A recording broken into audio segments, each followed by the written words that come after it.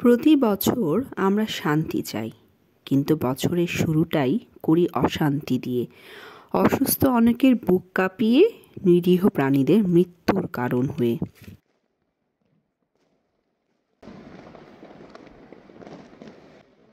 এই 31st নাইটে আতশবাজি, পটকা ফুটানো ও ফানুস উড়ানো সহ নানা বাঁধভাঙা আনন্দের প্রতিফলন যেন কাল হয়ে দাঁড়ায় সকলের জন্য। বিশেষ করে বয়স্ক, নবজাতক শিশু ও পশু পাখিরা আতশবাজির বিকট শব্দে খুবই আতঙ্কিত থাকে।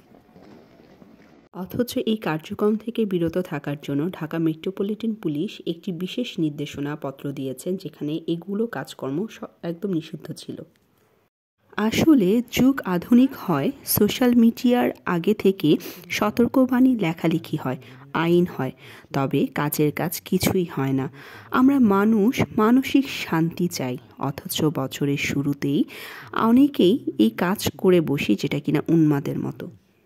আসুন এই আতশবাজির কিছু নেতিবাচক দিক আপনাদের সামনে তুলে ধরি। 2010 সালে যুক্তরাষ্ট্রের আরকানসাস অঞ্চলে প্রায় 5,000 লাল ডানা বিশিষ্ট পাখি মারা গিয়েছিল 31st নাইটের সেলিব্রেশনের জন্য।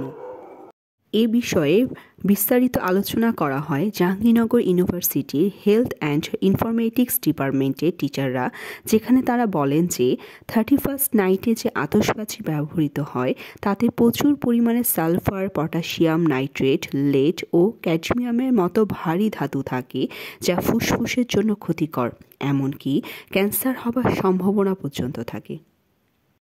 2022 সালের 31st নাইটে আতশবাজি ও ফানুস উড়ানো থেকে প্রায় 100 অগ্নিকাণ্ডের ঘটনা ঘটেছিল। একই রকম দুর্ঘটনায় 2018 থেকে 2020 সাল পর্যন্ত শয়ে ক্ষতি হয়েছিল।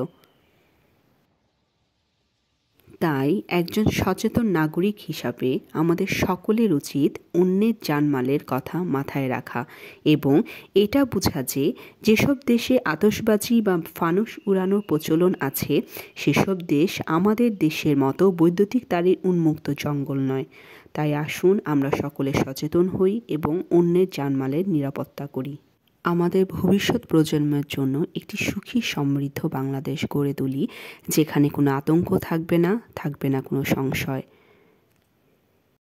কেননা আজকের তরুণ প্রজন্মই হলো আমাদের আগামী দিনের ভবিষ্যৎ। তাই আসুন আমরা সকলে আমাদের ভবিষ্যৎটাকে আরও সুন্দর করে সাজিয়ে তুলি, আরও সুন্দর করে সব কিছু গুছিয়ে জীবনটাকে সাজাই। নতুন বছরের অনেক শুভেচ্ছা ও শুভকামনা থাকলো আপনাদের সকলের জন্য।